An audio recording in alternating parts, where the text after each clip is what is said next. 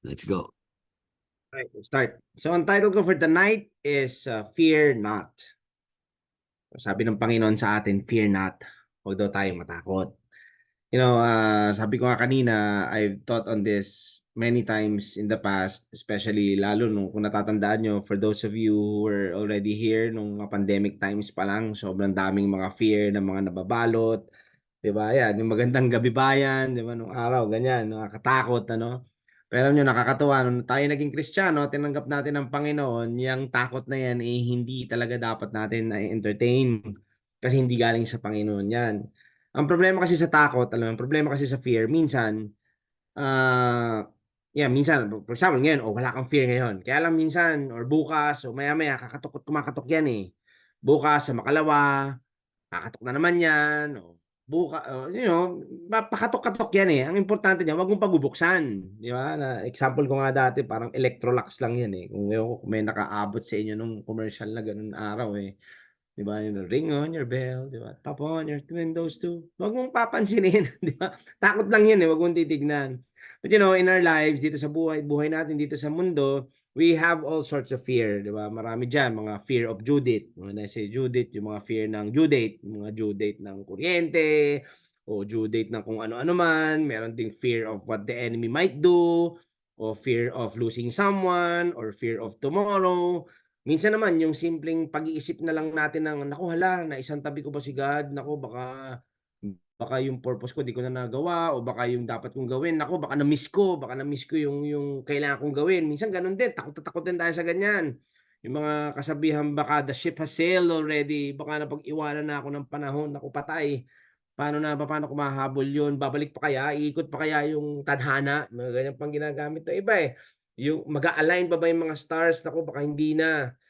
Eh, pagka ganyan na pumasok sa atin, naku patay, paano na? Madalas sasabihin na natin, you start to worry and then suddenly you start to panic. And then, ayun na, unti-unti nang maggugulo-gulo yung mga sagot natin at saka yung mga desisyon natin sa buhay.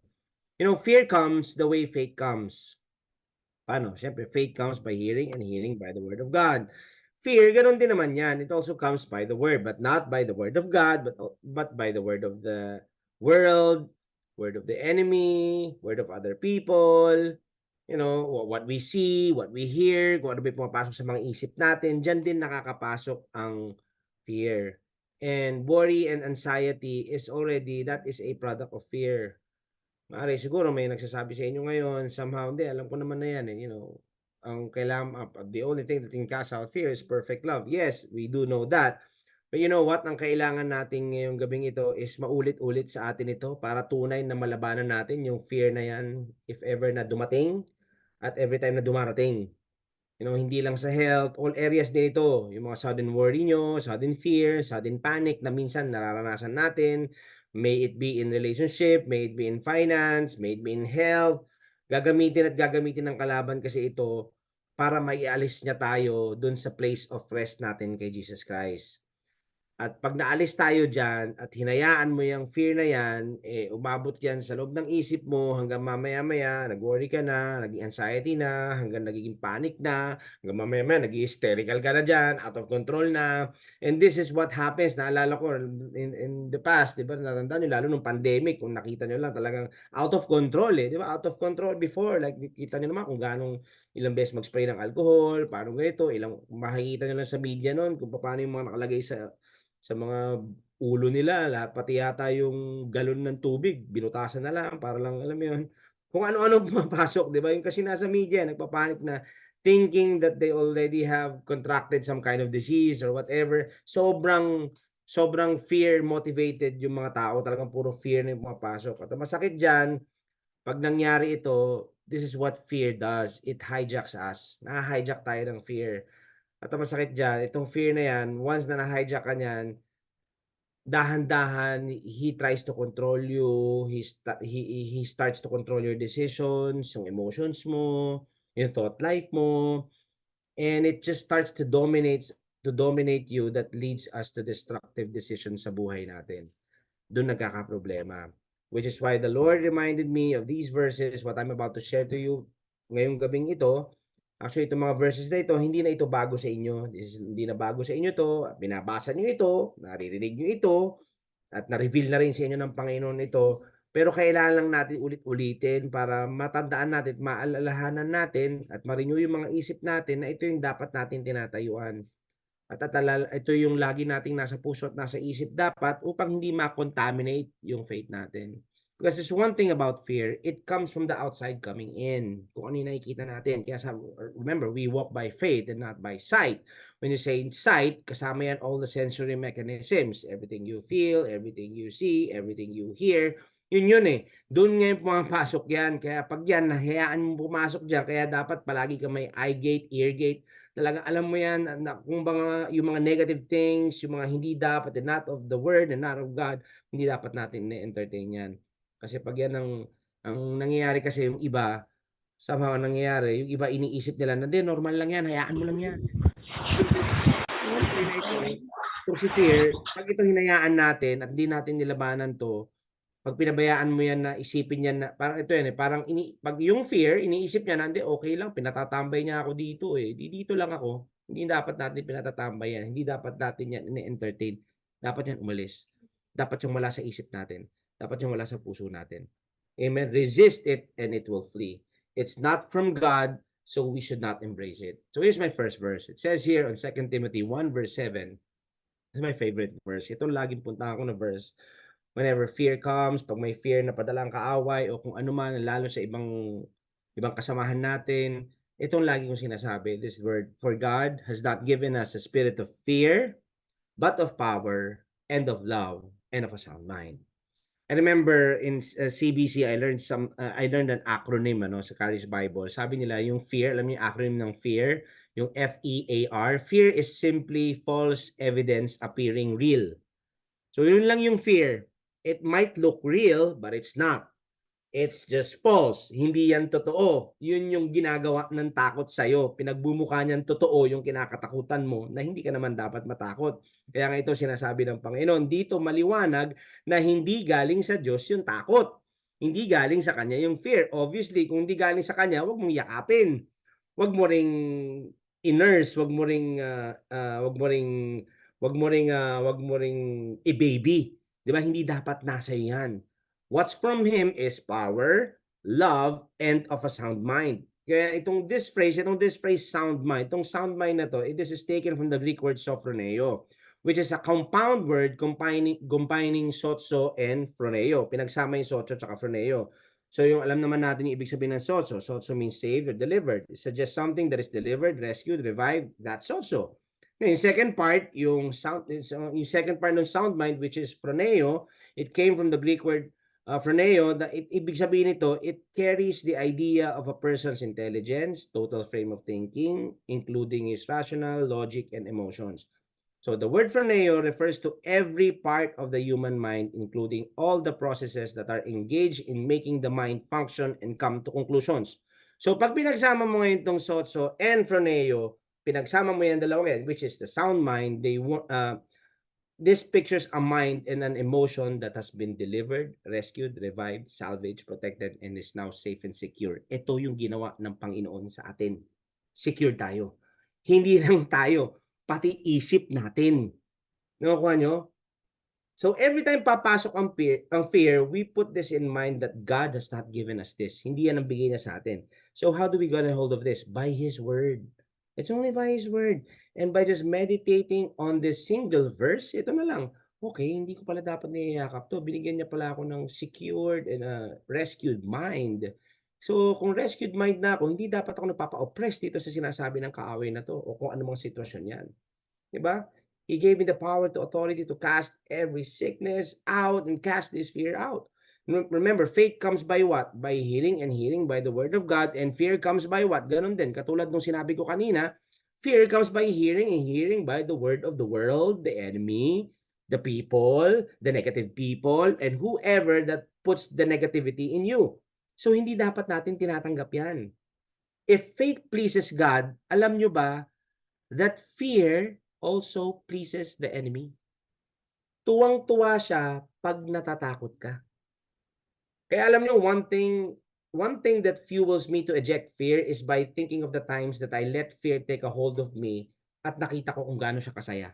Nakakainis nga dito kasi isipin mo, teka muna, oo nga, Sino ba yung takot? 'Di ba yung enemy? Takot nga siya, di ba? So, ang ginagawa ni takot, manakot lang. So, kung titignan niyo, si takot nananakot lang, pero siya naman talaga, takot naman siya talaga. Takot naman talaga siya sa atin. The only way na nauuto niya tayo is 'pag naniwala tayo dun sa kasinungalingan niya. Which is 'pag naintindihan natin yun, oo nga 'no, ba't ako natatakot dito? Hindi dapat ako nagpapaisa dito. Kasi kung meron takot, hindi ako yun, siya yun. Kasi siya pinanggagalingan ng takot, nakukuha niyo ako? So, dapat yun ang lagay natin sa isip natin na wag nating hahayaang pinaniniwalaan natin every lies na binibigay niya sa atin. Wag na tayong pakengkoy kumbaga. Kung nakengkoy na tayo one time na maiisip-isip mo na lang, "Para akong kengkoy nun, takot na takot ako nun, ah." Eh, hindi naman pala dapat natakot. Alam mo yun, kung nakuha niyo ako, ginagawa ko lang siyang katawa-tawa, pero kung titignan ninyo, oo nga 'no, bakit ako nagpakatakot dun sa bagay na alam ko naman na Diyos ang bahala sa'kin. Amen? Pagka ako yun at kung kayo yun, we're not gonna let that happen again, no matter what. Because God has given me power, love, and of a sound mind to eject fear out of my life. And one of the fear na nilalagay ng kalaban sa isip kasi natin bilang Kristiyano is yung takot or yung fear that the word of God won't come to pass. Sometimes yun, naku baka hindi totoo, naku baka hindi mangyari, hindi yata tama ito, ba't ganito. For example, sa healing, by His stripes I'm healed. Anong ilalagay ng kalaban sa'yo, 'di ba, na, naku hindi totoo 'yan. Naku hindi ka healed. Look at you, 'di ba? Sa provision, 'di ba, sabi ng Panginoon, sabi ng word, He will supply all my needs according to His riches and glory in Jesus. No, hindi totoo 'yan. Naku, tignan mo lang, ilang araw na, ganyan ka pa din. Nganga ka pa din, 'di ba, may mga ganyan. Now, 'pag pinansin mo 'yan, instead of standing on the word and on what God said, mag-uumpisa na ngayon, nagugulat ka ngayon, you start to let the fear come into you.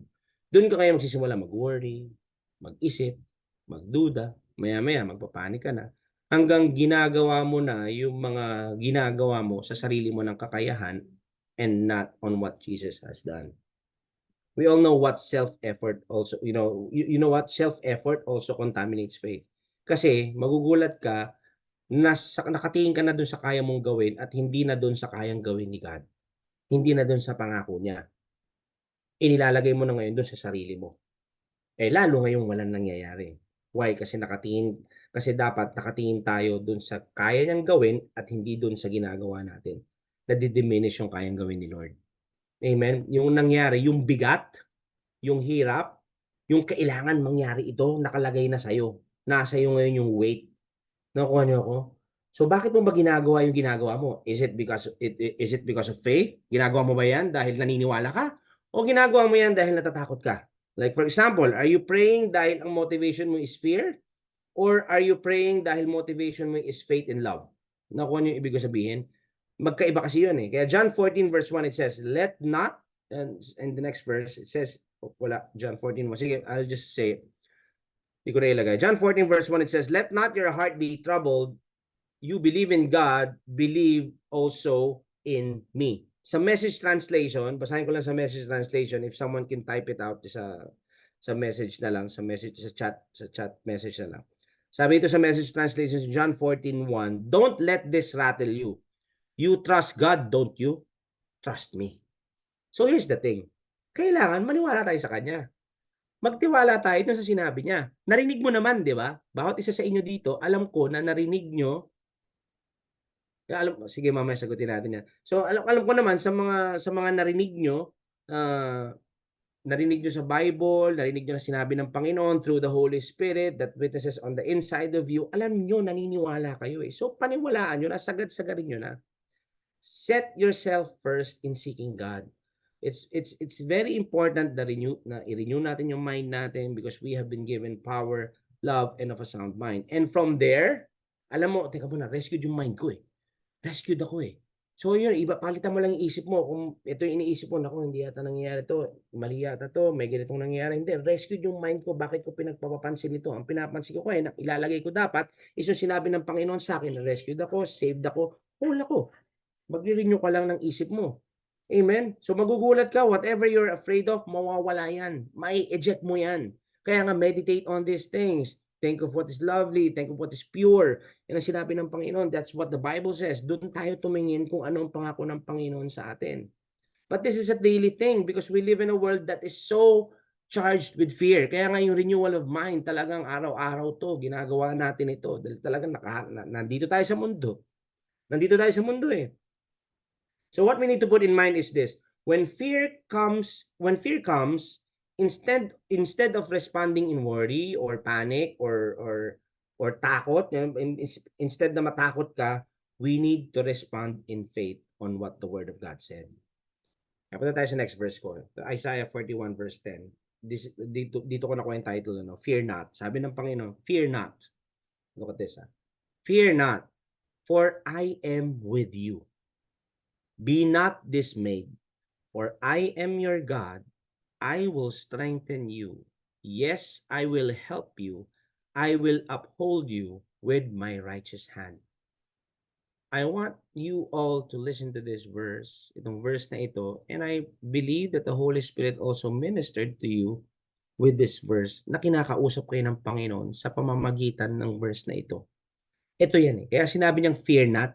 Kasi kung mag-isa ka lang, kahit paano puwede ko pang kung mag-isa lang tayo, kung mag-isa ka lang, kahit paano puwede ko pang sabihin na, "Sige, puwede akong matakot kasi mag-isa lang ako, eh." Ano, sige, nag-iisa ka lang, eh. Normally, 'di ba, 'pag mag-isa ka, lalo nung bata ka, kailangan mo ng kasama, 'pag matutulog, sasabihin mo sa mami mo, "Samahan mo ko mami, samahan mo ko daddy," 'di ba? Baka may possibility pa na matakot kasi mag-isa ka, eh. Kaya lang hindi tayo mag-isa, eh. Sinabi ng Panginoon, "I am with you." May kasama tayo, may kasama ka. The God who made the heavens and the earth is telling you na, "Huy, kasama mo ako. Fear not. Huwag ka matakot. Kasama mo ko. Be not dismayed." This word dismayed, yung dismay kasi sa Tagalog, ito yung ibig sabihin yung parang nawawalan ng gana. Yung parang wala ka ng excitement, discouraged ka, sinasabi ni Lord, yung sinasabi ni Lord dito, "Wag anak, wag ka ma-discourage, wag ka mag-alinlangan, wag ka mawalan ng gana." Bakit? Kasi I am your God. I will strengthen you. I will uphold you with my righteous hand. Yung right hand dyan, it signifies strength and skill. So sa buong lakas at kapangyarihan ng Panginoong Diyos, Panginoong Hesukristo, anong sabi niya? I will uphold you. He will uphold us. Now, from 2 Timothy 1:7 and then this verse, Isaiah 41 verse 10, sa sinabi ko, sa explanation na ito, na sinasabi rin ng Espiritu Santo sa atin, matatakot ka pa ba? Hindi ka nag-iisa. Mawawalan ka ba ng gana? Kasama mo ako, sinasabi ng Panginoon. Palalakasin kita. Hihilahin kita, iaangat kita, tutulungan kita. I will uphold you with my righteous right hand. Sa buong puso, sa buong lakas at kapangyarihan ko, iaahon kita. Yan ang sabi ng Panginoon dyan.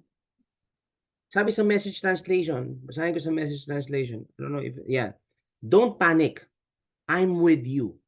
There's no need to fear, for I'm your God. I'll give you strength. I'll help you. I'll hold you steady. I'll keep a firm grip on you. When you say a firm grip, siguradong hawak ka niya. Hindi siya bumibitaw. Kahit anong bitaw mo, dahil minsan takot na takot ka na, nakakapit pa rin siya at ipinapaalala niya sa'yo na, "Anak, nandito ako, kasama mo." Yan ang kapitan natin. Andyan siya. Di niya tayo iniiwan, di niya tayo pinababayaan. Firm grip nga, hawak-hawak niya tayo. He gives us the strength that we need to overcome whatever it is that you are going through right now. So by just knowing this by heart, you can truly say, "Oo nga, bakit nga ako natatakot? Binigyan mo nga ako ng power, ng love, ng sound mind, hindi rin sa'yo galing yung takot, at andiyan ka rin, hindi mo ako iniiwan, bakit nga ako matatakot?" This is just a simple renewal of our minds na pinapaalala ng Panginoon, "Anak, there's no need for you to fear." Amen? It's like nung bata ka, 'di ba kung may kuya ka or ate sa school, may nambully sa'yo 'pag may tinawag, "Oh, kuya natatakot ako." Or 'di ba sa mami mo tatawagin mo, 'di ba alam mong okey na kasi tinawag mo, eh. Alam mong may backer ka. Gano'n ang Panginoon natin, hindi tayo pinababayaan. So this is what this verse is saying, huwag ka kabahan, pader ang sandalan mo. At yung pundasyon ng sinasandalan natin ay hindi biro. Yan ay ang Panginoong Hesukristo. He has a firm grip on you. So don't let ever, ever, ever fear control you. What we do is we should respond in faith.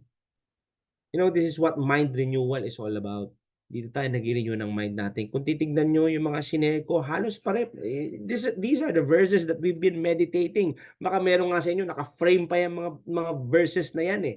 Pero yung mga verses na yan, kung naka-frame lang yan at memorize nyo lang at you don't know it by heart, wala ring help eh. Kailangan alam mo na yan sinabi ng Panginoon sa akin yan.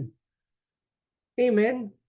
You have heard it, maybe read it, and maybe malamang na ituturo nyo na rin yan, na-share nyo na yung simple verse na ito. Pero this verse is so powerful. This is how our mind is renewed. Para tuluyan nating maintindihan yung sinasabi ng Panginoon, kailangan kasi ulit-ulitin din sa atin para maidikdik sa atin. Amen? Ma-renew sa mga isip natin. And from there, magugulat ka, given a month or two, having known all this, or 2 weeks or 2, baka magugulat ka, oh, wala na nga yung panic, wala na nga yung takot, wala na yung palpitation ko, o wala na yung anxiety ko, kasi naging totoo na sa'yo. But then sa mind renewal na ito, this is the same thing that Peter was saying in his second letter. Punta tayo sa 2 Peter 3 verse 1. Beloved, I now write to you the second epistle, in both of which I stir up your pure minds by way of reminder. So ito yung binigay sa akin ng Panginoon ngayong gabing ito para i-share sa inyo, is to remind you. I know who needs this message, but I believe that the Holy Spirit is telling me that somehow tonight there's someone here that has been battling with fear, na hindi ko alam kung saan fear yan, but right now, kino-confirm sa inyo ng Panginoon na, anak, huwag kang matakot. Ipinapaalala sa inyo ng Panginoon ito. Remember, ang memory kasi natin, it affects our thinking. Yun ngang may maalala ka lang na nangyaring masama yung iba sa inyo, siguro yung iba sa inyo, may naalala ka lang masama. Di ba yung iba parang, dyan papasok yung mga phobia, yung mga trauma, di ba parang mapapanik ka na, kakabugin ka na, magpapalpitate ka na, ganyan nangyayari kapag may pumapasok sa isip natin, it's true memory. Diyan pumapasok yung mga trauma. Same thing eh. Isipin nyo ha, kung lagi nyo naaalala yung salita ng Diyos, yung pangako niya, kung paano kanya, kumbaga, ito yun na, pagka yung trauma, yung phobia, nagtitrigger dyan is memory. Yun lang naman yung memory or what you see. Ganon yung naging effect sa'yo. Baligtarin natin. Ang gawin natin, ang ilagay mo ngayon sa memory mo, ang dapat na alalahanin mo is what the Word of God says. Isipin mo yung takot mo, yung palpitation mo, yung pagkaba mo. Imbis na yun ang lalabas, pag ang naalala mo yung Word of God, baligtad. Tapang, lakas, nagsusumabog na authority, na power, ang lalabas sa'yo. Nakuha niyo ako? Hindi, babaligtarin lang natin. Imbis na magpakabog ka sa takot, papakabog ka ngayon sa tapang. Nag-uumapaw ka sa tapang. Tapang in Christ ang sinasabi ko, ha? Confidence in Christ ang sinasabi ko. This is how our mind is renewed. Yung stir up in the Greek dyan, it means wakefully. It's wakefully. Yung minds naman dyan, in the Greek, it's the word dianoia, which means deep thought, or is also translated as imagination. So, paano natin masistir up yung imagination natin? Simple. It's through our memory. So ngayon, instead of memory of the bad situation that happened, or siguro may takot ka, like for example, before na ikwento ni Brother Seth, parang may takot siya sa, ano man tawag dun, sa claustrophobia ata yun, kapag nasa loob ka na ng four corners, or whatever. Kung ano man phobia yan, o takot ka sa tubig, o ano man, pag nakakakita ka ng ganun, di ba natitrigger, natatakot ka eh. So, instead na yun ang magpa-trigger sa'yo, kailangan ang i-bring up ng memory mo is yung sinabi ng Panginoon, teka muna, yung mind mo has been already been rescued when you receive me. So, ang lalabas yan, instead of takot, ang lalabas yan, tapang. Amen? It's through our memory. So, ano nga dapat ano dapat ang nabibring into remembrance sa atin? God's promises. God's word. Pangako niya para sa'yo. Yan yung laboring into rest. Remember, the highest form of faith is rest. If you are resting in God's promises, you know that you are in rest. Yun yung in faith. Amen?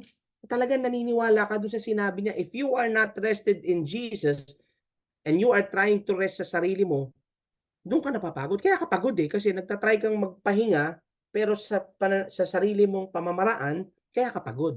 Pero kung rested ka kay Jesus, Hindi ka pagod eh. Kasi alam mo yung weight nasa kanya. When you declare, you know it's done. You don't even to declare over and over again because you already, nag-declare ka na, you know it's done. Ipako na yun, nandun na kay Jesus Christ yun. It's done, it's finished. Believe it. Amen? So, we need to rest on that. Kasi pag nag-react, kaya nga importante yung responding in faith instead of reacting in fear. No? Pag yun ang ano mo na mag-react tendency kasi flesh na kagad eh. So whatever your situation is, kailangan respond lang tayo in faith and we should stand on God's promises. Yun ang pangahawakan natin. Mind renewal pa rin. Romans 12:2 pa rin. We renew our mind. Do not be conformed to this world. Huwag kang pako-conform na, hindi, natatakot sila. Makitakot na rin ako. Hindi, naniniwala sila ito. Makipaniwala na rin ako. Kung meron kang paniniwalaan yung salita lamang ng Diyos. Amen? Kasi nakukondition yung mga isip natin to respond in things differently kapag ka nakafocus tayo sa mundo. Ang nangyari niyan, ito na hindi naman natin ini-ignore yung reality. Diba? Alam naman natin na meron pa rin. We may be dealing with something, pero alam mo pa rin kung ano yung truth. You know, ano ibig sabihin parang you're not really, for example, sa health, you're not really ignoring the symptoms, the problems, or the lack. In reality, you may be dealing with it, but in the spirit, you already know that it's done. Nakukuha niyo ako? Yes, may laban dito, alam natin yon, pero kailangan kaya mong paniwalaan in the spirit that it's done, that you are healed, delivered, and made whole. And with that, wisdom also comes from the Lord. Doon ka ngayon, mas maayos mong naririnig ang gustong ipagawa sa iyo ng Panginoon. Kasi if you are still in fear, labo-labo yung naririnig natin. Narinig natin yung mundo, narinig natin to. Minsan, akala natin si Lord yung nagsasalita, iba pala. Nakuha nyo? But if we are rested in Him, at alam natin, Lord, tiwala ko sa sinabi mo, mas maliwanag natin maririnig ang Panginoon. Mas maliwanag din natin malalaman what our next move should be coming from the Lord. Like for example, may it be electric bill, may it be hospital bill, may it be credit card bill, maliit para sa Panginoon yan. He's got you. Huwag kang matakot. You just have to make sure that you obey and respond in faith to what God tells you to do. At hindi mo nga nahihirapan tayong ma-tune in sa Panginoon pag naka-tune in tayo sa fear. Pag naka-tune in ka sa fear, naka-tune in ka sa mundo. Nakuha nyo? Labo-labo ang pandinig ngayon natin pagka ganyan. Remember, we are all in Jesus and Jesus is our life. My sheep hear my voice. Naririnig naman natin siya. It's just a matter of kung saan man tayo nakatune in. Amen? And that is my goal in this teaching. We need to obey and don't insist dun sa gusto natin. This is why God has put this into my heart. I want to go to Matthew 5:8. Matthew 5:8, it says, "Blessed are the pure in heart, for they shall see God." Sa message translation, basahin ko lang sa message translation. Nailagay ko ba dyan? Yan. Ayan, tama. Sa message. Next slide. Yan, hindi lang napalitan yung ano. Pero message translation yan. You're blessed when you get your inside world, your mind, and your heart put right. Then you can see God in the outside world. Ito yung gusto kong sabihin eh. Alam naman natin that you are blessed means you're empowered to prosper or to succeed. In this case, we are strengthened and empowered to overcome fear, anxiety, and worry when you get your inside world right. Anong ibig ko sabihin getting your inside world right? Yung tama yung pagkakakilala din natin sa Panginoon. Your mind and your heart put right by the Holy Spirit. Then you can see God in the outside world. Anong ibig ko sabihin? You start to see yung mga gustong gawin ni God sa buhay mo. Alam mo yun, yung mga kilos ni God, mas nakikita natin. Amen? Mas nakikita natin, ito, si God to. Mas nakikita natin kasi hindi na tayo napupuno ng mundo. Hindi tayo napupuno ng kasinungalingan ng kaaway. Amen? What do I mean by this? Pag na-renew mo isip mo, only then you start to see what God has been setting you up with. Kasi minsan parang, alam mo ng kilos si God, ano ba to? Parang wala na yata. Hindi mo makikita yan. Hindi mo makikita yan kung hanggang ngayon, duda ka pa din. At hindi mo nare-renew yung isip mo. When we have an inside revelation of who God is, it allows us to recognize Him quicker on the outside world. Amen. Yes, God is on the inside of us, si Jesus nasa atin, pero hindi natin makita yung kilos niya, hindi rin natin makita kung ano yung pinagagawa niya sa atin. Bakit? Kasi clouded yung isip natin. Nakuha niyo yun? So, makikita mo, andiyan si God. 'Pag hindi tama pagkakakilala mo sa kanya, mahihirapan kang makita si God sa gitna ng problema mo. Hindi siya nagbigay ng problema mo, pero nandiyan siya lagi para bigyan ka ng solusyon. Nandiyan siya lagi para tulungan kang malampasan 'yan. Yung tipong God minsan, "God, nasaan ka na? Ba't wala ka? Ba't hanggang ngayon nandito pa rin? Ba't nandito pa rin ako?" 'Di ba? 'Pag hindi ayos yung inside world natin, madalas nami-miss natin si God dahil na-focus na tayo sa problema instead of Him. Nagpadala na tayo dun sa takot na mas pinili na natin gawan ng sarili nating paraan instead of looking and focusing on Jesus, the author and finisher of our faith. But don't get condemned. Don't be condemned. Kung sakaling ikaw yan, o nga no, o nga yata to. Kung na-miss mo man yung kalooban ng Panginoon dahil na-focus ka sa problema or meron kang ibang inuna o may iba kang siguro na naabala ka sa ganito or whatever, kung meron kang ibang inuna at nagpadala ka sa takot, I don't know. It's always rerouting the will of God in your life is always rerouting for you. Ganun kanyang kamahal until you get it. Grabe pagmamahal ng Panginoon sa atin. May iba naman nagsasabi, ang dali mo namang sabihin niya, huwag matakot, huwag akong mag-alala dahil wala ka sa sitwasyon ko. Remember, hindi mo pa rin sasabihin kasi kahit iba-iba man tayo pero sinabi rin ng Panginoon na pare-parehas lang 'yan sa buong mundo, lahat nakakaranas ng kung ano-ano. Isa lang naman ang importante na sinabi ng Panginoon, iba-iba man kayo ng dinadaanan, tapat pa rin ang sinabi ko, tapat ang Diyos. I wanna go there in 1 Corinthians 10 verse 13, it says, "The temptations in your life are no different from what others experience, and God is faithful. He will not allow the temptation to be more than you can stand. When you are tempted, He will show you a way out so that you can endure." Basahin ko lang sa Tagalog. Nailagay ko ba dyan? Sa Tagalog? Wala. Wala. Sige, basahin ko sa Tagalog. Wala pang pagsubok na dumating sa inyo na hindi nararanasan ng ibang tao. Ang pinaka-highlight dito, tapat ang Diyos. God is faithful.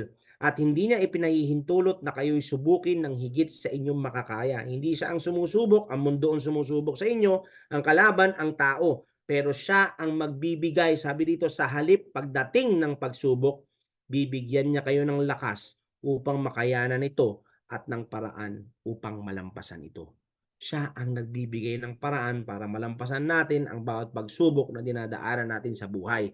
Ang kailangan lang natin, i-renew natin yung isip natin, huwag tayo mag-focus sa takot, huwag tayo mag-focus sa mundo, at mag-focus tayo dun sa sinabi at pangako ng Panginoon sa atin. Ang linaw nito, God is faithful. Kaya natin nasasabi or kaya ko din nasasabi sa inyo ngayon na huwag kayong matakot or mag-alala or mag-worry or mag-panic dahil hindi naman dahil ako ang bahala. Sinabi kasi ng Panginoon, tapat siya. Hindi ka niya pababayaan. He will do what He says. Kaya nga, fear not. Don't panic. Don't be troubled. Believe Jesus. Ito tayo sa Mark 4:35-41. Daanan lang natin just so that our faith should be stirred up. You know, sabi dito, it's a familiar passage where fear is concerned and how to eject fear. So verse 35, it says here, as evening came, just go through it. Jesus said to His disciples, let's cross to the other side of the lake. So verse 36, so they took Jesus in the boat and started out, leaving the crowds behind, although other boats followed. Verse 37, next slide. But soon a fierce storm came up. High waves were breaking into the boat, and it began to fill the water. In verse 38, Jesus was sleeping at the back of the boat with his head on a cushion. Now, we don't know how big the boat was, pero natutulog si Jesus. He was at peace. You know, tutulog si Lord. He was at peace. Isipin niyo, teacher siya Kung tutulog yung teacher natin, no? Ba't nga ba natutulog siya? Ibig sabihin, dapat relax ka rin, di ba? He was at peace. And then they decided to wake him up. Bigla naisip nila na, kasi natin si Jesus. You know, the disciples woke him up shouting. Teacher, don't you care that we're going to drown? Una sa lahat, natakot na sila. Nagpanic na sila Nataranta na sila. Nakita na nila yung nangyayari. Uy. Nagkaturuan na nga sila. Gisingin na natin. Ano ba to? Wala ba itong pakialam? Malulunod na tayo dito. So, sabi dito sa verse 39, next slide. Wala yung 39. I'll just read it. When Jesus woke up, He rebuked the wind and said to the waves, silence, be still. Suddenly the wind stopped, and there was a great calm. Then he asked them, "Why are you afraid?" They go, "Why are you afraid? Do you still have no faith?" The question of Jesus, alam mo sa King James, ang question niya dyan is, why are you fearful yan? Why are you fearful? Why do you still have no faith? So here we can see that to be fearful or to be afraid is the absence of faith. So I'm not saying that God didn't give you faith. We have been given the measure of faith. Ang nangyayari lang, pagka natakot ka, umaalis ka sa faith. Nakuha niyo ako? You're stepping out of faith. The disciples were absolutely, 41, the disciples were absolutely terrified. Who is this man? They asked each other, even the wind and waves obey him. Ito kasi yan eh. Sabi ni Jesus, tara, let's go to the other side. That should be enough for them to believe na sabi niya, punta tayo doon eh. So kung sinabi niyang pupunta tayo doon, ibig sabihin makakarating tayo doon. Si Jesus yan, teacher nga tawag natin dyan eh. So dapat makakarating tayo doon. Kaya lang, in the midst of doon sa biyahe nila, may mga nangyari, natakot sila, nataranta sila. What fear does, it makes you think through the circumstances. Mga nakikita ng mata natin, narinig ng tenga mo, it convinces, parang kinukonvince siya tayo na itong nangyayari. Parang sa kanila, it convinced them that nung sinabi ni Jesus na pupunta tayo sa kabila, hindi tayo makakarating doon. Same thing with us. Yung mga circumstances natin, ang ginagawa ng takot sa atin is it convinces us that what Jesus said won't come to pass.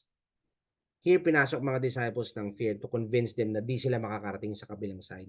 Ginamit yung winds, yung tubig na umaapaw na sa boat, yung storm, circumstances on the outside that can be felt, the circumstances on the outside that can be seen. All these things from the outside brought things to the inside. Nakuha niyo ako? So lahat eh. Kaya nga we walk by faith and not by sight, not by our sensory mechanisms, not what we see, what we hear. Kailangan nakatingin tayo dun sa sinabi ni Jesus na makakarating tayo. Nakuha niyo? This is why it's very important to get your inside world set right to see God on the outside, kasi pag hindi, it's the other way around. What is on the outside will consume what is on the inside. This is what made the disciples to wake Jesus up. Nataranta na sila. Jesus, gising. Mamamatay na kami dito sa takot. Uy, ano ba? Hindi mo ba kami tutulungan? Ito yun eh. Hindi man lang nila naisip na kaya nga tulog si Jesus. Siguro dapat mag-relax ka. Tulog si Jesus eh. Amen? Pero hindi, gisingin natin. Hindi biro to. So sabi ni Jesus na alimpungatan, why are you so afraid and have no faith? I thought you believe me. It's why you are following me and calling me teacher, right? Parang yun yung sinasabi niya, kaya nyo nga tawag kong teacher, di ba? Ba't kayo natatakot? And this is the same thing that is happening to us sometimes. Remember, Jesus said that there's no pestilence shall come near us. Jesus said he will deliver us from all trouble, from all persecutions. So, that he will deliver us from any lack. Na alam niyang magpo-provide tayo. Alam natin na sinabi niya yun. Now, parang tinatanong tayo ng Panginoon ngayon, so anak, why are you so fearful and afraid? It's like Jesus is telling to us tonight, anak, I'm here in the boat with you. Hindi mo ba ako nakikita? Remember, sinabi ko sa iyo, I will never leave you nor forsake you. Do not be afraid. Why are you afraid? Guys, we must not allow fear to contaminate us, para inisin tayo, to rob us of our faith, di ba? Alam natin yung faith tinanggap natin, pero huwag tayong umalis diyan. Alam natin meron tayo niyan eh, panghawakan natin yan. Because kapag nawawala tayo diyan, fear is present. Nakakapasok yung fear. We need to believe. It is why mas importante to feed on the word instead of the world. More than we feed on the news reports, sa Facebook, o kung ano man, di ba? Kung ano man yung whatever that is clouding your mind na naglalagay na sa isip mo. Instead of filling it with fear, filling it with negative things, filling it with negative situations, filling it with negative people, filling it with the negative words of other people, fill it with the word of God. Don't let fear come in. How? By guarding your ear gates and eye gates. Make sure na sarado sa negativity yan. Make sure na sarado sa lies yan. Amen? At kung makapasok man, set your inside world right to focus on what Jesus said and His love for you para ma-eject yung fear na yan. we are to focus and keep our eyes on Jesus. Let's go to Matthew 14. Matthew 14, verse 24. It says here, meanwhile, the disciples were in trouble far away from land, for a strong wind had risen and they were fighting heavy waves. About 3 o'clock in the morning, Jesus came toward them, walking on the water. When the disciples saw him walking on the water, they were terrified. In their fear, they cried out, "It's a ghost!" Siya nakita ng multo. Yeah, it's a ghost. In verse 27, but Jesus spoke to them at once. "Don't be afraid," he said. "Take courage. I am here." I'm going to repeat that. Don't be afraid. Take courage. I am here. So right now, Jesus is reminding us this very word. Jesus is speaking to us. Don't be afraid. Take courage. I am here. Sa atin ngayon, parang di man multo yan, maaring parang sila, kinabahan sila, di ba? Parang akala nila multo, di ba? Sa atin siguro yan, maaring multo ng nakaraan mo yan, or kahit na anumang kinakatakutan mo ngayon na iniisip mo, kaya di ka makatulog. Jesus is saying to you, anak, be of courage, don't be afraid, I am here. In verse 28, then Peter called to him, Lord, if it's really you, tell me to come to you walking on the water. In verse 29, yes, come, Jesus said. So Peter went over the side of the boat and walked on the water toward Jesus. In verse 30, but when he saw the strong wind and the waves, he was terrified and began to sink. Save me, Lord, he shouted. Ano nangyari dito? Paano siya biglang nung nakita niya, unti-unti siyang lumubog. Fear coming in from the outside. Nakita niya yung winds, nakita niya, ito yung sinasabi ko, this is what I'm pointing at lang naman, na makita natin na huwag tayong tumingin sa sitwasyon, tumingin tayo sa Panginoon. Pinasok siya ng fear. His focus got off of Jesus. He focused on the winds and the waves, tinamaan siya ng takot. So he sank. So guys, don't let the world or anything else get your focus off of Jesus. Never allow terror or fear to stop your faith or your focus on Him. Amen. Let us not be moved by what we see and what we feel. Let us be moved by the Word of God. So paano ka di matatakot? What are we focusing on? Saan pa tayo nakafocus? Are we focusing on the bad situation or are we focusing on Jesus and in what He said? Jesus is the Word. We have to get our focus in the Word. Doon tayo tumingin. I'm not saying isubsob mo na yung sarili mo sa Bible. Yes, kung kaya mo, go ahead. Walang talo dyan. Diba? Pero ang importante, you can see it. That the Holy Spirit is really talagang nakiquicken sa puso ninyo every word that Jesus is telling you. Amen? Kaya naman yan kung gugustuhin natin eh. Kasi nga, dito lang naman, magtataka ka lang naman, ba't matakot na takot ka? Di natural, yun ang tinitignan mo, yung bagay na kakatakutan mo, doon ka nakafocus. Huwag ka mag-focus doon. Di ba?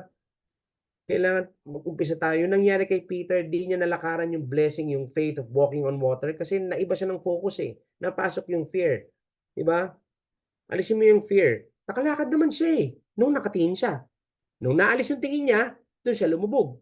Pero tandaan nyo, naalis man yung tingin mo, kung sakaling naiba ka man ng focus, nagkamali ka man ng desisyon, nadapa ka man, nung sinabi niya, Lord, save me, nandun pa rin naman si Lord, di ba? Inakay pa rin naman siya. Nakaahon pa rin naman siya. So, hindi ibig sabihin may mali kang desisyon o sumuway ka sa Panginoon for a time, pag sinabi mo naman, Lord, sorry. Lord, save me. Andiyan pa rin naman siya. Hindi ka naman niya pinababayaan. So verse 31, Jesus immediately reached out and grabbed him. You have so little faith. Alam niyo, pagdating dito sa little faith, it's not really little faith or the measure of faith because each of us, sabi ko nga kanina, each of us has been given the measure of faith.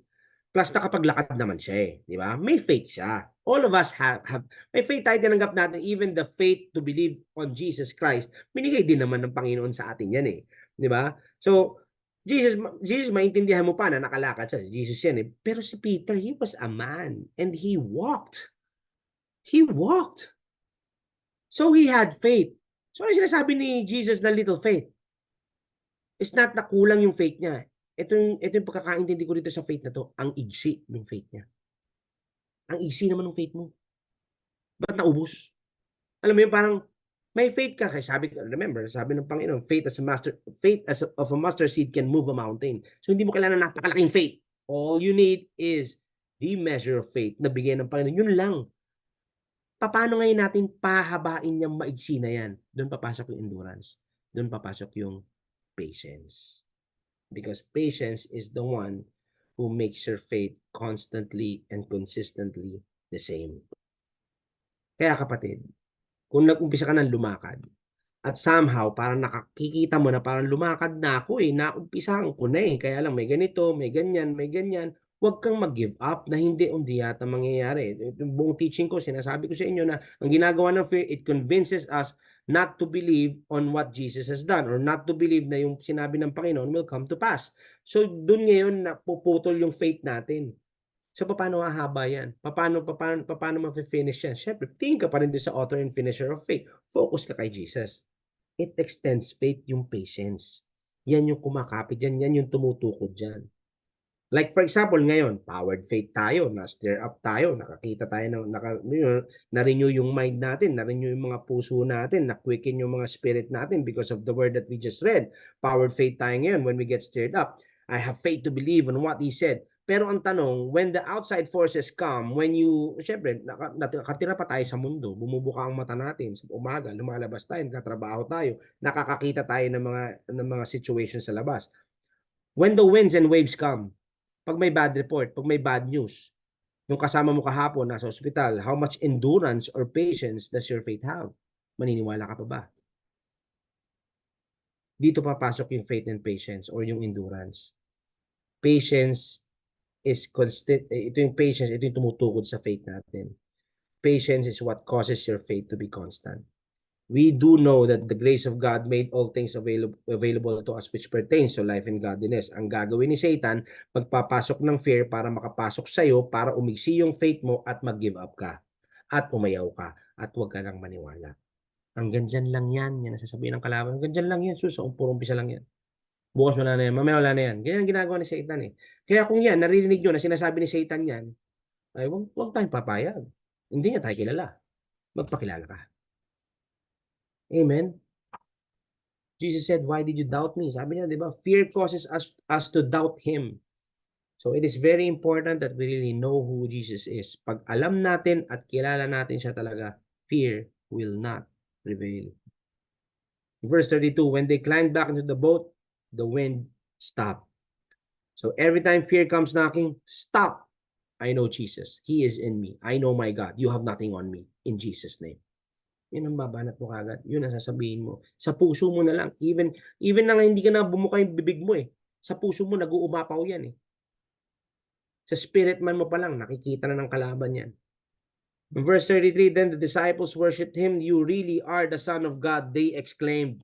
So guys, it comes back with a relationship with Him on how we know Jesus.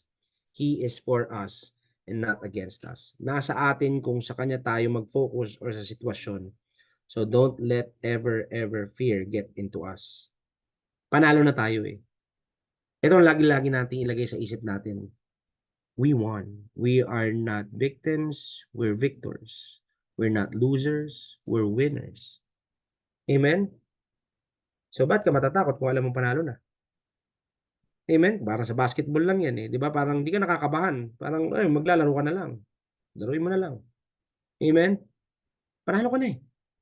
2 Corinthians 2 verse 14 to 15 says here, now says here, now thanks be to God who always leads us in triumph in Christ and through us diffuses the fragrance of His knowledge in every place. Who, what? Always. Titingin ko lang Who, what? Always. Always means palagi, all the time, every day. All the time. Sa lahat ng pagkakataon, panalo tayo. We are triumphant in Christ. Itong sinasabi dito, this is like a triumphant procession. Yung salitang yan, ginagamit sa tuwing nananalo yung army sa isang gera. May triumphant procession sila, di ba? Pagbalik, pinapakita lahat ng nakamkam nila, lahat ng mga spoils nila, lahat ng prisoners nila. And in our case, We triumph in Christ. Sa bawat laban, panalo tayo. And through us, diffuses the fragrance of the knowledge in every place. Yung pagkapanalo natin, yung pagiging confident natin on what we have in Christ is what gives other people this thing na grabe yung Diyos nyo. Ibang klase yung pinaniniwalaan mo. Kaya sila lumalapit sa Panginoon ngayon dahil sa pamamagitan natin, dahil kitang-kita yung tagumpay ng Panginoon sa atin. Amen? So sabi sa verse 15, for we are to God the fragrance of Christ among those who are being saved and among those who are perishing. Kumbaga, dahil sa paggalaw ng grace sa buhay natin, may effect sa ibang tao, to those who are being saved and to those who are perishing. Kung wala kang takot at naniniwala ka at tumatayo ka sa faith in what we have in Christ, that we are winners, tulad sabi ko kanina, we are victors, not victims. Hindi mo nakakailangang, alam mo yun, mamigay pa ng kung ano-anong gagawin dyan, o magpunta-punta, pipilitin mo pa sila na hindi mo na kailangan mamilit ng tao para lumapit kay Jesus. Sila mismo lalapit sa'yo. Ito yung magiging reaksyon nila. I want what you have. I need that. Yan yung hinahanap ko. Amen? Yan yung makikita nila. This only becomes manifested at nag-iilaw lang yan when fear gets out of the way. Doon natin mas nalalakaran. Ilaw tayo eh. Ilaw tayo for all the world to see. You are a lampstand. Hindi ka nasa ilalim ng lamesa. Yun ay para makita ka. Makita ka ng tao. Makita ka ng mundo. Amen? I pray this message ministered to you, and I pray that the Lord, that the Holy Spirit, also somehow we got stirred up tonight. Kasi sobrang daming kailangang ilawan sa mundo. Ang dilim ng mundo. Sa totoo lang. And tayo yung ginagamit ng Panginoon para mag-ilaw ito. Huwag nating hayaang mabaon lalo sa mga takot yung ibang tao. Alam ko, bawat isa sa inyo, kayo lang yung makaka-reach out dun sa tao na yan. At kayo rin yung binigyan ng ilaw ng Panginoon para maging ilaw sa tahanan nila o sa pamilya nila. I-share ninyo yung natanggap nyo in Jesus Christ. Because you're a son and daughter of God. I'm going to leave you with this verse in Romans 8 verse 15. It says here, for you did not receive the spirit of bondage again to fear, but you received the spirit of adoption by whom we cry out, Abba, Father. We did not receive the spirit of bondage to fear. We received the spirit of adoption. We are His children. Having known this, alam natin to in the heart, it will give you peace and not to be in fear. Sa NLT, basahin ko lang sa NLT, so you have not received a spirit that makes you fearful slaves. Instead, you received God's spirit when He adopted you as His own children. Now we call Him Abba, Father. He's not just our God, He's our Father. Ama natin siya. Relational. Amen? Mahal niya tayo, anak tayo, we are His children, and He is always there. Hindi niya tayo iniiwan. Tayo lang ang umaalis ng tingin sa Kanya, kaya nakakapasok yung takot. Pero kung nakatingin tayo sa Kanya, at huwag mong papansinin yung takot, mas maririnig natin siya, at mas magiging maayos ang mga magiging desisyon natin sa mga gagawin natin sa buhay. Amen? So fear not. That's my message for tonight. Praise God. Amen. Great word, brother. Good reminder for everyone. Hallelujah. Praise the Lord. Fear not. I remember the Chosen. I think with their first episode, that's the verse, bro, that they use, Isaiah 40, was it 41? It was really powerful. That's the first season, I think, of the Chosen. So, di ba yung fear kasi, Pastor Match, di ba it has something to do with the phobos, di ba, the Greek word phobos, so it has something to do with phobia. right? And maaaring, meron pa tayong mga bit-bit na takot, di ba? May mga, well, we don't want to highlight the fear because naalala mo dati, Pastor Match, yung kamunduan pa natin, minsan tayo, magkukwentuhan about something scary, di ba? Tapos ano nangyayari? Parang di ba, lalong naka-highlight yung fear. Actually, feeling ko yung mga demonyo nakikiupo na rin sa inyo. Pero what if we change that and we start speaking life? Diba, we start speaking about who we are in Christ. Diba, it's such a good point, Pastor Match, na we are now sons and daughters of God. Diba, tunay na anak ka talaga ng Diyos. So, it might be hard to believe, but that's what the Word says. And if the Word says it, let's take His word for it. So, usually after the message, if you guys have any questions, if you want to comment, if you want to share anything, maybe a past experience that you've overcome, if there's anybody here who wants to, share a testimony, by all means, please do. So I'm not sure if anybody has a question, but if you do have a question, just type it in the chat box here. And you could just unmute, Sis Cha and I were talking about, I think Sis Cha, you had a question, right, earlier? Are you available to ask that? Yeah, hello, good evening. Yes. Pastor Match, paano yung medyo yung fear? My fear is more like just yung parang hindi lang ako sigurado if I'm walking in my purpose, if I'm fulfilling my purpose.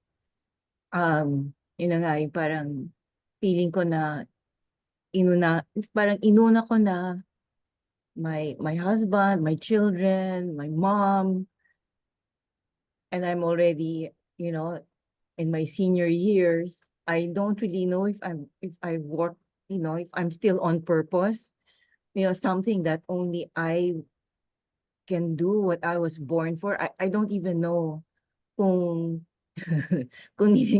if I'm walking it out. So can you please advise? Thank you po. My simple answer for you is Romans 8:28. You were the called and you have been called according to your purpose. So all things work together for good. So inuna mo man yung husband mo or ano man yung inuna mo, it will all work together for good. And right now you're already walking your purpose. I believe that. Okay. Thank you po. Yes, I'll receive that. Thank you. Brother Ron, you want to say anything about that?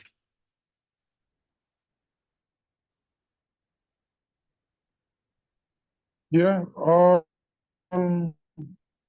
I think while again the concern is good for our purpose, di ba?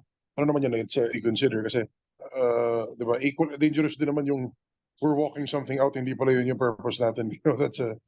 That's also, but at the same time, it's not something that you should worry about or be fearful about or be too conscious about. Parang ano lang yan eh. It's the same concept as sin consciousness versus Christ consciousness.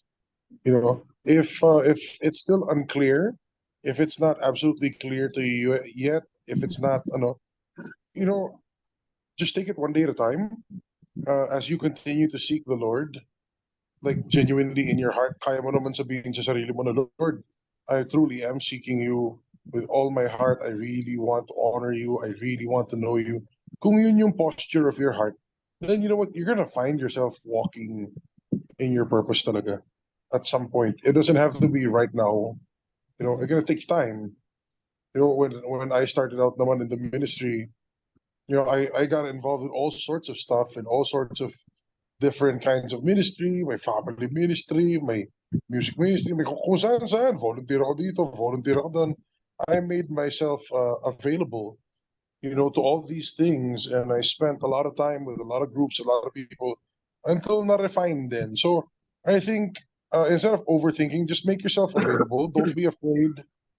Don't be afraid to, support different groups. I mean, support different ministries na, when I say, baka try mo mag-tech, try mo music, I don't know, whatever. But don't don't immediately dismiss na, hindi, kailangan ano ngayon, alam ko na. You know what I mean? For those who are confident and already have a clear word of what their purpose is, then praise God. Then walk it out, and keep your heart rooted on the word. But for those who are still kind of figuring it out, there's no condemnation. No one's rushing you. No one's rushing you. Just keep at it one day at a time. And Matthew 6:33, seek first the kingdom of God and his righteousness. All these things will be added to you. So, I hope that helps. Thank you, bro. It really helps. Yeah, thanks for that question, Sis Cha. Well, there's also a good question here. Uh, Somebody messaged me privately, but he asked in Tagalog, pero I'll just paraphrase it. What's the difference between fear not compared to fear of the Lord? So, ano ba yung pagkakaiba dito sa dalawang fears na to? So somebody asked that. Well, yung Yung fear of the Lord, it's the reverent fear of God. Hindi ito yung fear na takot na lalatiguin ka niya or paparusahan ka niya. Yung fear of the Lord is simply reverent fear, which means we honor Him. So the more that we honor Him, sabi niya nga, fear not. Ino-honor mo siya eh. Fear of the Lord nga eh. Reverent fear mo sa Kanya eh. So sabi niya, fear not. So sundin ngayon natin yun. Wag tayo ngayon matakot. So pag hindi tayo natatakot, the more na wisdom na nabibigay na rin sa atin, the more na nakakausap na tayo, yung same teaching na sinabi ko kanina, mas nasasabihan niya tayo, mas nakakarinig tayo sa kanya. So, yun lang. I think Brother Ron also has a good teaching on this. Yeah, well, you should also go to 1 John 4, and you will see that it says their perfect love casts out fear.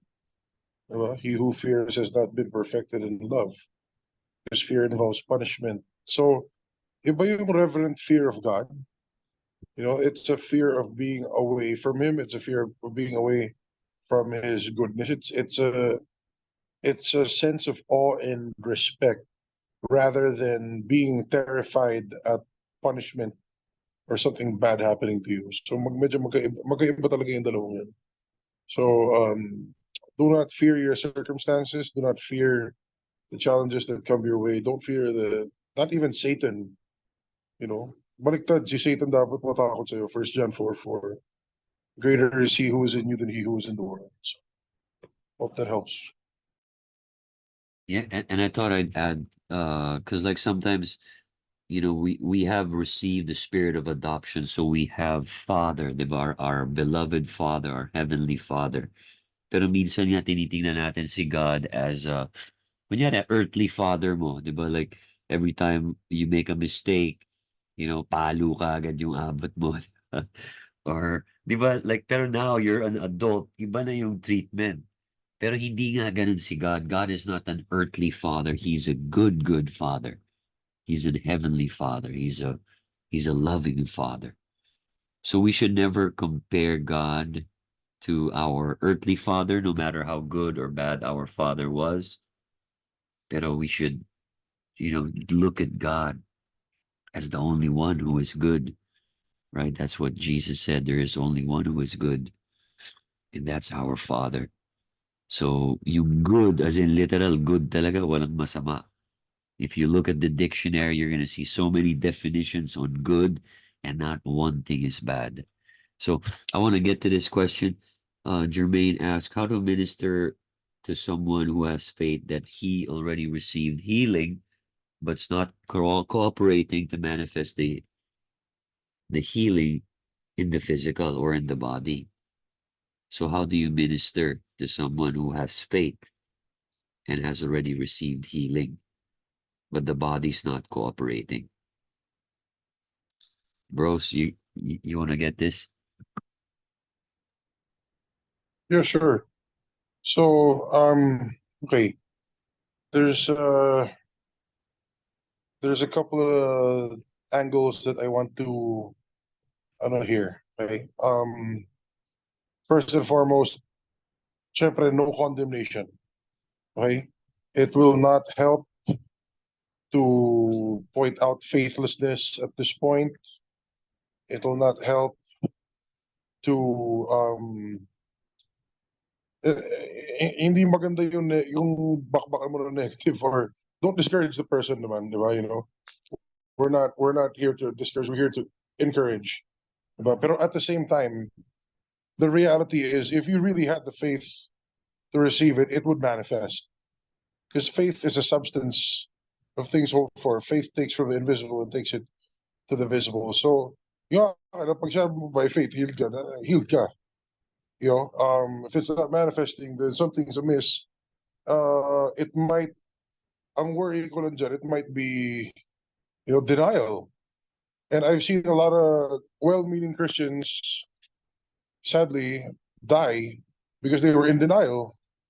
Remember, um, again, I don't want to sound negative, but this is real, okay? The power of the word of God is absolute. The power of the word is sufficient to heal, diba? To heal the body. Romans 8:11. The Holy Spirit gives us life to our mortal bodies. Even death can be reversed. Diba? So I stand on that. I believe in that. But if you're not seeing a manifestation and you're deteriorating, don't fool yourself. You know, it doesn't make you less of a Christian to deal with the circumstances and kaysa mag-in denial ka. I've seen too many people die, unnecessarily because they were in denial of a faith issue. So again, it doesn't make you less of a Christian to say, Lord, what do I have to learn? What am I missing? It doesn't make you less of a Christian to seek medical attention, to live, to fight another day, and to go back, humble yourself before the Lord and say, Lord, it's not manifesting. I'll deal with this however I can because I want to live to fight another day, especially if it's a life-threatening sickness. But the worst thing you can do is pretend that you have faith, even though obviously it's not. It's not. It's like a muscle. You know, I've had this conversation before. It's very difficult to talk about, but honestly, again, I believe in the power of healing. I've seen people with cancer heal. I've seen the impossible become possible. Definitely. So I am a firm 1,000,000,000% believer in supernatural healing from God. I am not discouraging, I'm not discounting any of that. I'm just saying let's be real. This is part of humility also. Pretending that things are okay when they're not is obviously not. It's not going to help. And if you're visibly deteriorating and things are getting worse and worse and worse each day, wag na natin lokohin sarili natin. You know what I mean? Better to just humble ourselves before the Lord. Do everything you can to get the treatment done, live to fight another day, and then revisit, diba, yung sa faith. Now, how you're gonna say that to the person, if that's the case, you have to pray to the Holy Spirit, and the Holy Spirit will guide you through it. Again, be very careful not to discourage. Be very careful not to condemn or not to, it's not the time for hard rebukes, pag ganon, pero at the same time, yun nga we gotta be real. So you gotta listen to the Holy Spirit lang. Point him back to the word, point him back to the truth, point him back to what the Lord has promised and the power of the word. Continue to pray with him, speak life, definitely. Pero yun nga, pray that they would hear the Holy Spirit more clearly and respond to the wisdom provided. Pasamacho. I have nothing to add to that na. It's yun na rin yun. I just wanted to speak to your point, bro.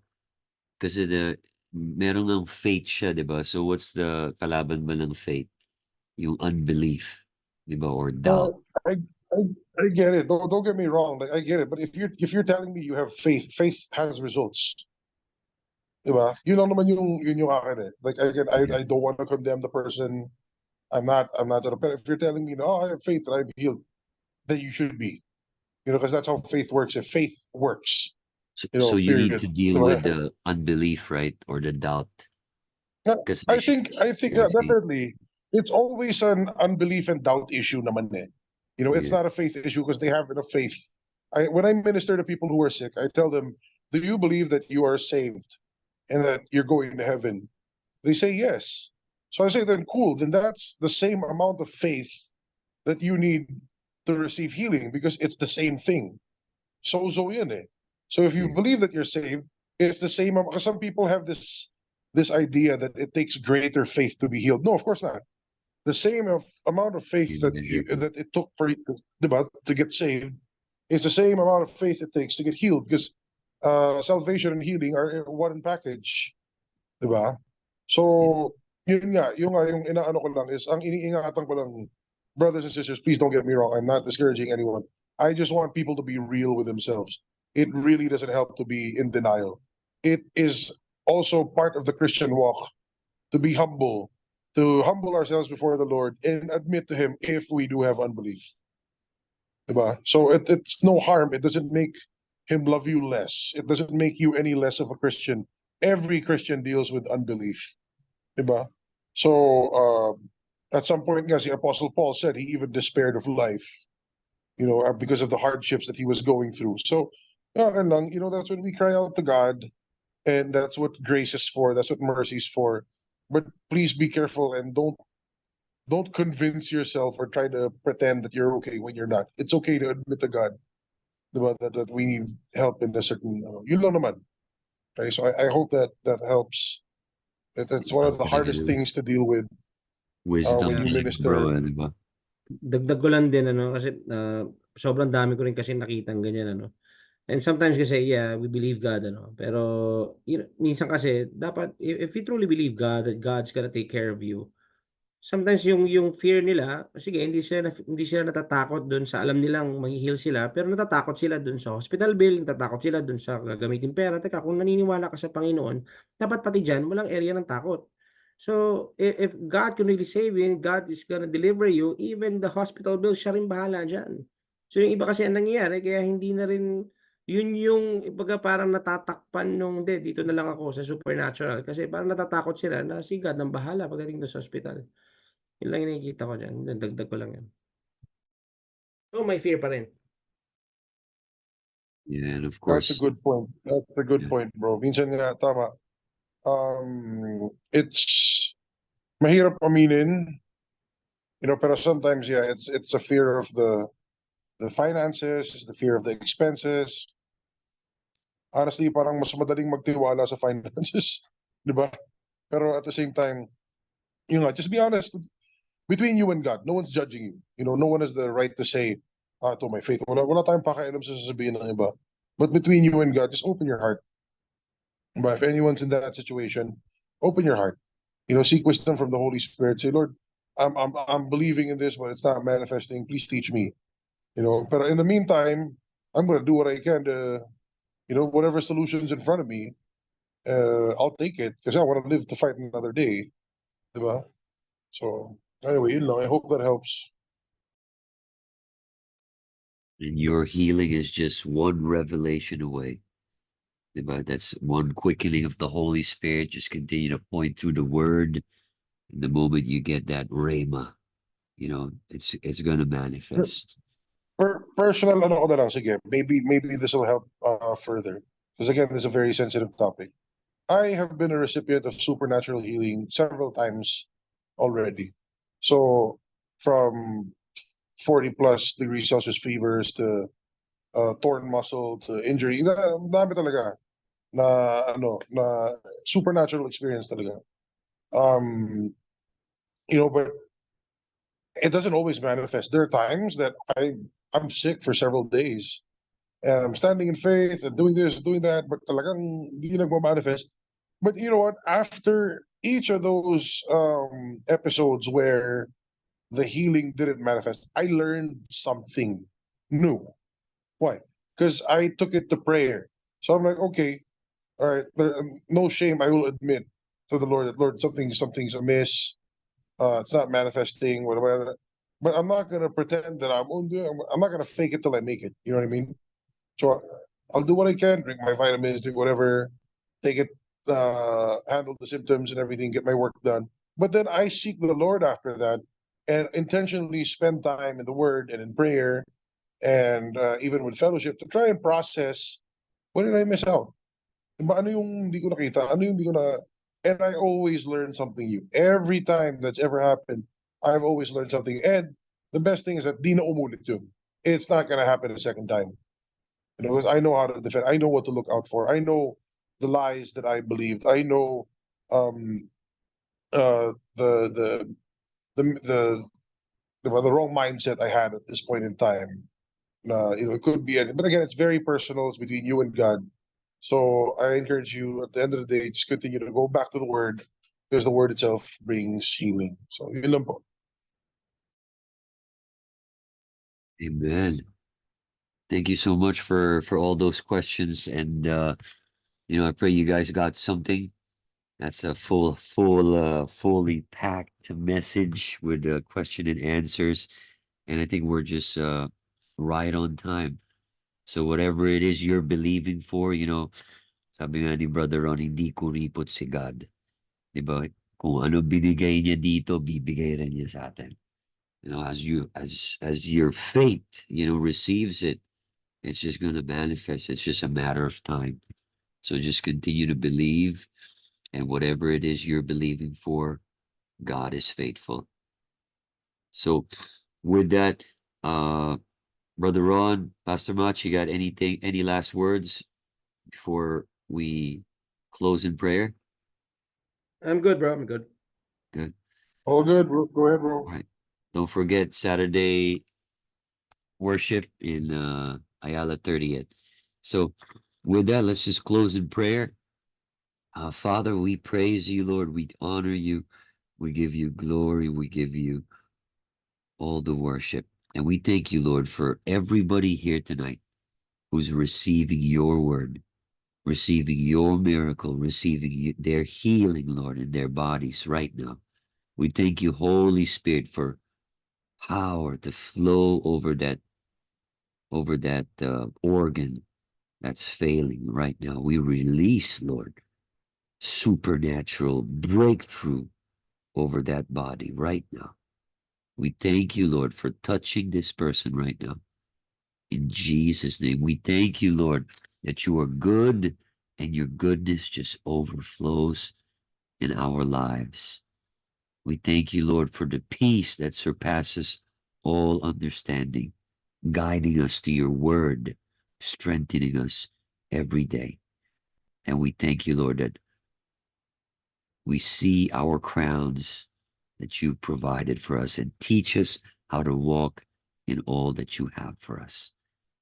We thank you, Lord, for your grace, and we receive it all by faith. Bless us, Lord, enlarge our borders. In Jesus' name we pray. Amen. Amen. Amen. Thank you, everyone. God bless you. Good night. Thank you. God bless.